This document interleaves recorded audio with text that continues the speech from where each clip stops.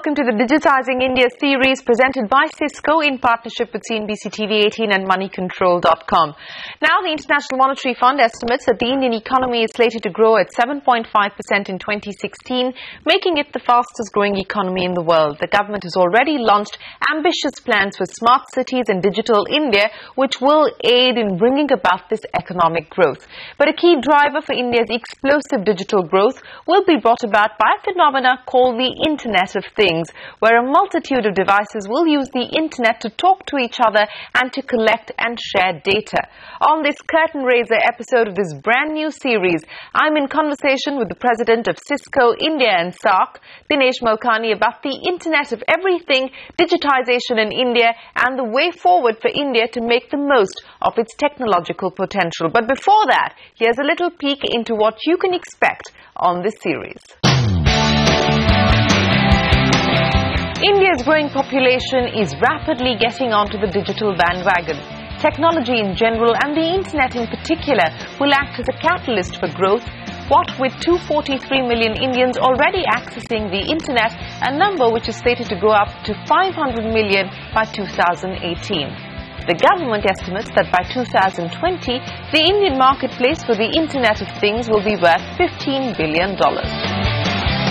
With this background and with an aim to unearth the potential that the Internet of Things holds for India, the Digitizing India series will look at how cities, businesses, startups, campuses and social innovators are digitizing and how they are leveraging technology to bring about growth and progress. Dinesh, thanks very much for joining us on CNBC-TV18. Let me start by asking you for your assessment of what's happened in the last 12 months. You know, a lot of fanfare around smart cities, digital India, so on and so forth. But it's only very recently the cabinet has actually approved the smart city mission as well as the Atal urban renewal mission as well. Digital India, of course, continues. It's more of a continuation of what the previous government had done. What's your assessment of how much things have actually changed on the ground? So look, Shereen, I'm personally very excited because I can see that India has the potential and probably will become one of the most digitized countries in the world. We have a young population, we have a huge mobile proliferation, we have, you know, the desire of the government and the vision laid out to get every home connected with broadband. We have businesses that understand the disruption that is happening. It's starting to come together. I'm seeing that with customers in the manufacturing space. I'm seeing that with banks, I'm seeing that with e-commerce companies, I'm seeing that in government conversations around we've got to get it done. Yesterday we did an announcement together with JD in Jaipur, which was a live example of what are the possibilities when smart city projects start to roll out, right? But, you know, let's take the Jaipur example because Ajmer has been identified as one of the first few smart cities that the government intends to focus on. You're working with the Rajasthan government. What has been the experience so far in order to just get the nuts and bolts together? So firstly, I mean, I'm quite encouraged by the fact that the vision is there.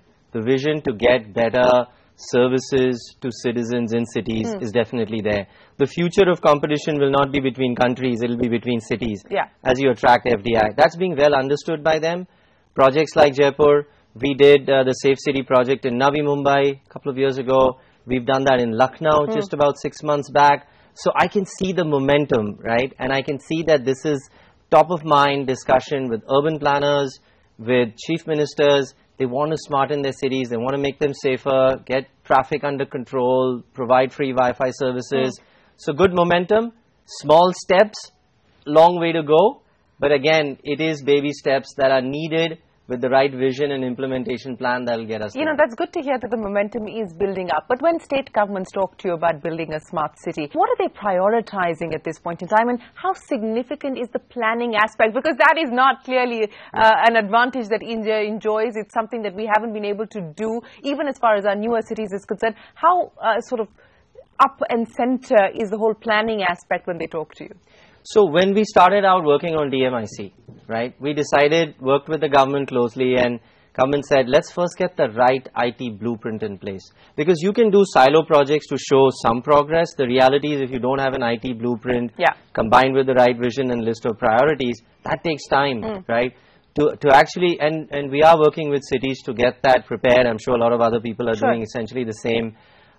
You know, if you think about from a progress standpoint or from a prioritization standpoint, safe cities is one of the first ones that we've seen happen. Whether it was... So which means working more closely in terms of upgrading the skills or beefing up the skills of the law enforcement agencies. It is, but giving them the tools. Yeah. So putting cameras at strategic locations, doing video analytics, capturing number plates and data, having control rooms that are centralized. But that is the basic building block of a smart city. Once you have that infrastructure in place, once you've got the network in place, you can build on top of that. The next logical thing is traffic. Yeah. Because now you have sensors across on roads, you've got cameras feeding you the data, you've got a control room, you go for traffic. And then you go at the next level, smart parking. But it's one after the other that needs to be done. Now, we've done some work with Electronic City in Bengaluru, right? Okay. Where we've looked at a street, we've just gone live with smart lighting, right? So, depending on the traffic, the lights will go on and off. They want to reduce power consumption. Right. They want to make sure that they smarten the assets that they have. Absolutely. Right? So from a prioritization standpoint, it is Safe Cities what has started out. I think power is the other one that is being looked at very seriously, and then water and sanitation. Okay. But these are the basic building blocks for everything else that's going to flow essentially on top of it. You know, as you pointed out that there's a lot of players who are looking at this space and looking at the opportunities that both these missions will throw up, Smart City as well as Digital India. How are you positioning yourself differently versus the competition at this point in time? What would be the Cisco differentiator, if I could call it that, to put it simply? So I think the first is experience, right? We've been at it now for the last 4 or 5 years. Even before these missions got called out, we said we've done 90 smart city projects around the world, which is very substantial to get experience. We got a lot of that experience sometime back in India.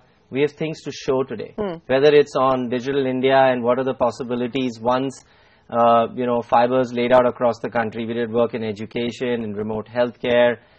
We've actually gone into the rural areas and implemented some of these solutions. So we have a wealth of experience which we are riding on.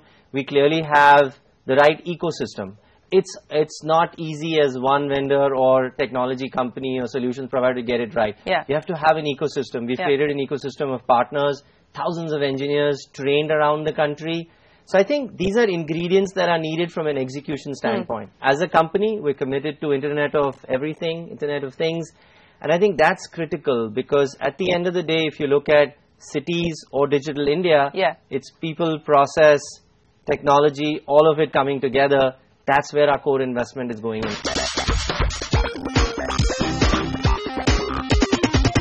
If you could mine the experiences that you've had with the 90-odd smart city projects that you worked on globally, what are the lessons that we can incorporate as far as the India experience is concerned?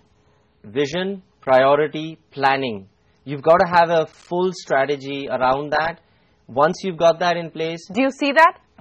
So, I think so. I think good thing is that out of a lot of learnings, education, you know, yesterday I inaugurated, I was actually one of the first speakers at the Smart City conference that happened here. That room was packed. Everybody wants to learn, everybody wants to understand, and then do pilots, right? So definitely, you know, that's the right way to go. Now, when you think about 69 cities being set up in India by 2030 with greater than 1 million, I think this is a massive, humongous project. Too ambitious, you think? Well, at the end of the day, there's demand, and where there's demand, there is supply. I'm a huge believer of that, right? And market forces will define how smart cities get rolled out. It's not just the role of the government. I think there's a private partnership that needs to come into play. There are models that have to evolve that are very uniquely Indian. I'll give you one example. I think that at the end of the day, Wi-Fi is being one of the first things that's being demanded. There's a role for private companies to play in that, to use that and monetize that so that services can be offered. So I think a number of things like that need to happen to accelerate it. But today with the fast pace of urbanization, I don't think we have a choice. And I'm, by the way, glad that was one of the first things our Prime Minister said, I've got to get 100 smart cities in place because, you know, that is going to be the sort of, that's the thing that's going to make us more competitive. Well, you know, no one's arguing with that mission or that ambition. The point is, look at the budgetary allocation as far as the smart city project is concerned, and that's where the question marks start to arrive, that is this really going to be enough? And, you know, how do you actually plan for these cities? That's, I think, where the concerns really lie at this point in time. It shouldn't be really left to, you know, the state bureaucracy to sort of reinvent the wheel from city after city and state after state. I think those are some of the concerns that people have. Are those legitimate concerns? So let me give you an example around around how to generate money, right? We did Barcelona, which is now called one of the smartest cities on the planet, and we learned through that experience that actually when you smarten things up, you can have a whole new stream for revenue generation, right? We've done smart parking as an example, where they've seen a lot of money coming in and getting collected. They've seen smart lighting that has actually helped them cut back on their power bills. So eventually, in a smart environment, you make money, you save money. It becomes a self-funding piece. The initial allocations that are there, about 48,000 crores as an example, I think is good enough to get started, to get to a point where then it becomes self-sustainable. Let me now ask you about what all of this means for Cisco in India.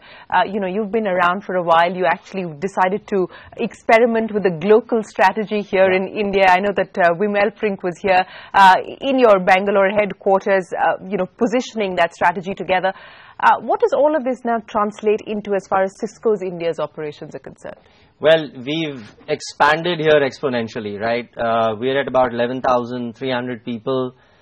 We have a phenomenal facility that we set up in Bangalore that does R&D, engineering, provides support globally. Our India business has been growing. I think John's been extremely vocal calling that out, and he's also said this is one emerging market that he's absolutely going to double down on. But this is the beginning, because as Internet of Everything takes off, Internet of Things, as smart cities happen, as Digital India happens, I think we're very well positioned to work extremely close with the cities, extremely close with the government in actually getting these things to get implemented, get executed. Okay, so what does that mean or translate into then as far as your revenue targets for India are concerned, your headcount targets for India are concerned?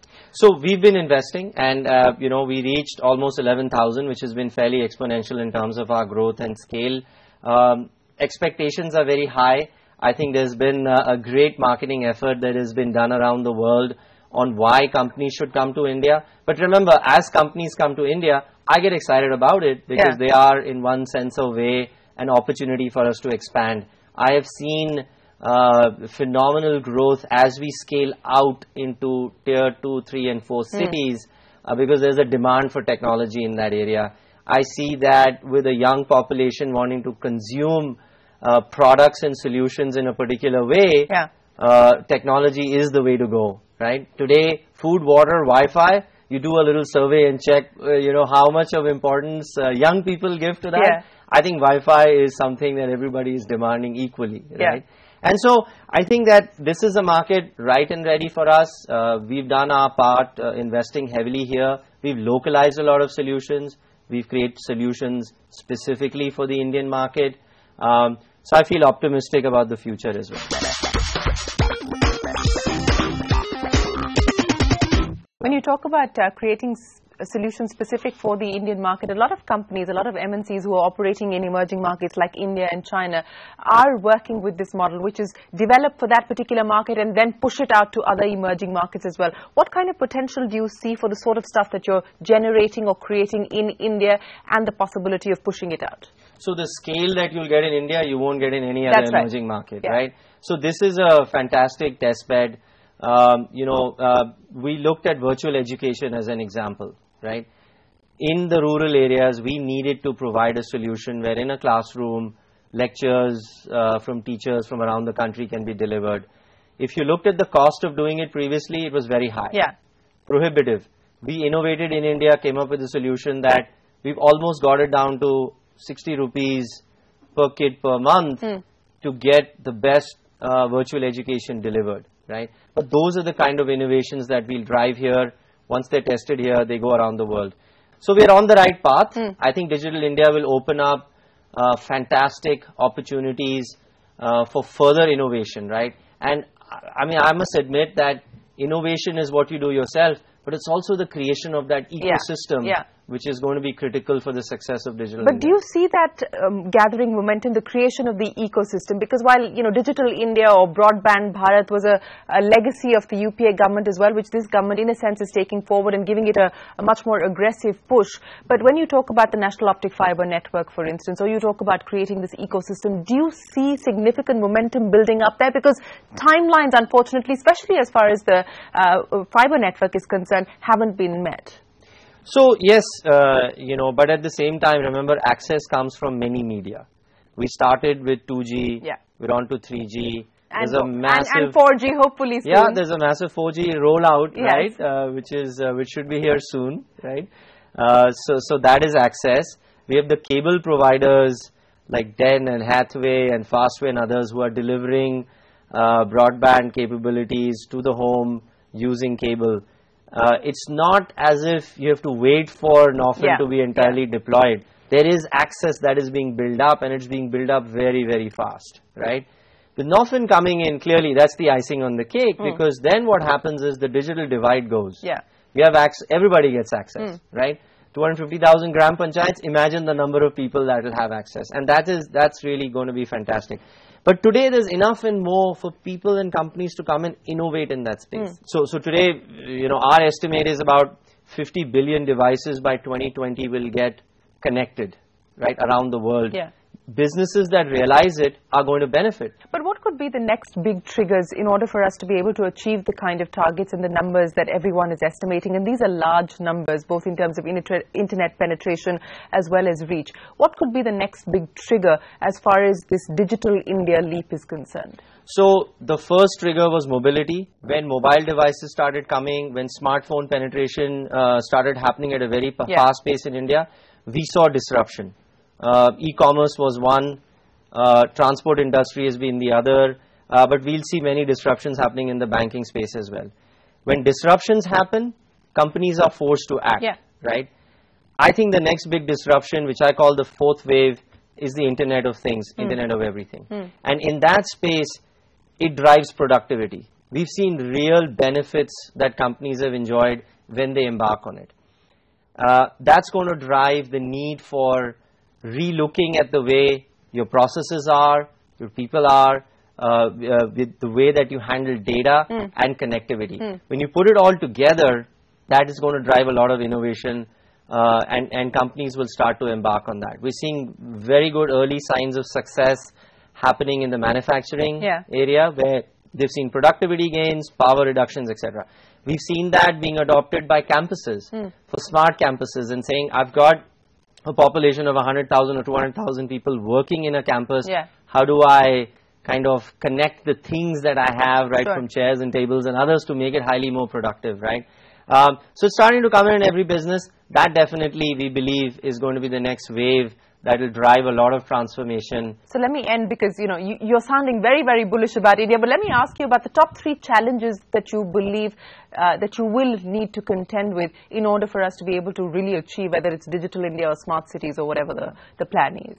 I think at the end of the day, there are a few things that have to happen in parallel. While we have the Digital India mission, the skills mission has to go along with it. Because deployment... But are you seeing any change or any real traction? I mean, I know that the Skills Development Ministry is sort of trying to push things through, but again, it seems to be a carry forward of what the previous government had already put in place. So are you really seeing any significant traction on the skills side? It's hard to compare, right? But at the same time, I think what has happened is there's a lot of focus that has come in, right? We are getting engaged in a lot more university projects, a lot more projects around schools, right? In fact, I've prioritized education as one of the verticals, right, that we have to go and focus on, innovate and create solutions. Now, with that focus coming in, eventually scale is not easy. I mean, in India, we talk of hundreds of millions, right? We never talk of millions.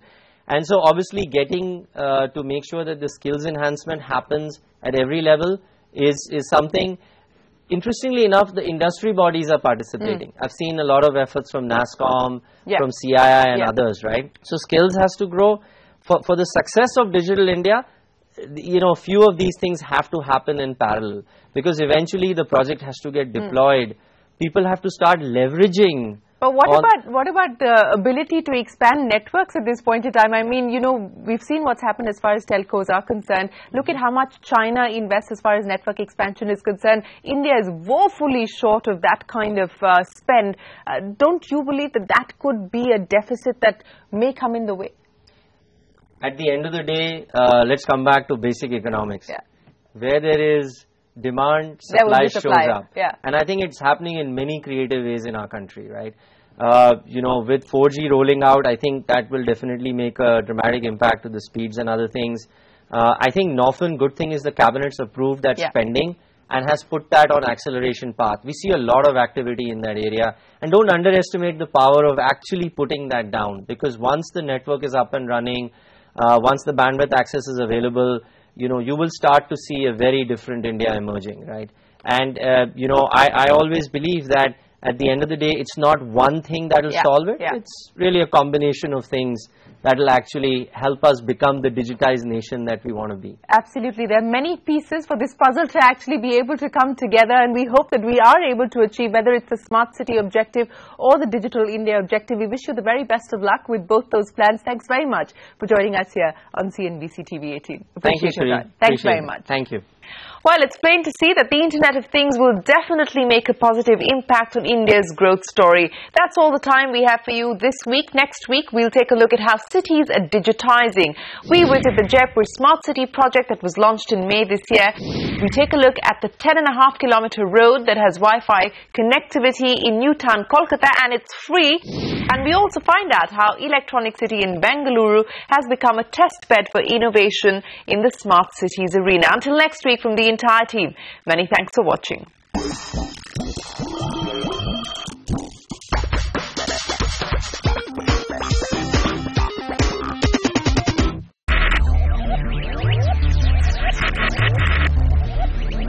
Focus, ideate, innovate, enable.